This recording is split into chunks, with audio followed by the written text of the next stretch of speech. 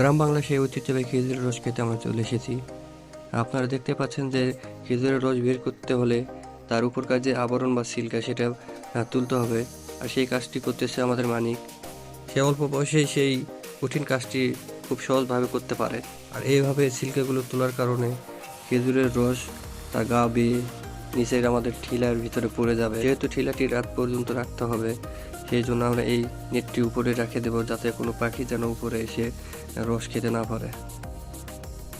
ঘড়িতে বাজে 6টা বেজে 5 মিনিট। বাইরে খুব অন্ধকার, একটু পরে আমরা বাইরে হব। এখন একটু অন্ধকার কেটে আলো দেখা যাচ্ছে, চলুন গাছের কাছে যাই। দেখা যাচ্ছে গাছে অনেকগুলো রস পড়ছে, আর পাখিরাও সেই গাছের কাছে আসতে পারেনি, যেহেতু আমরা নেট দিয়ে রাখছিলাম।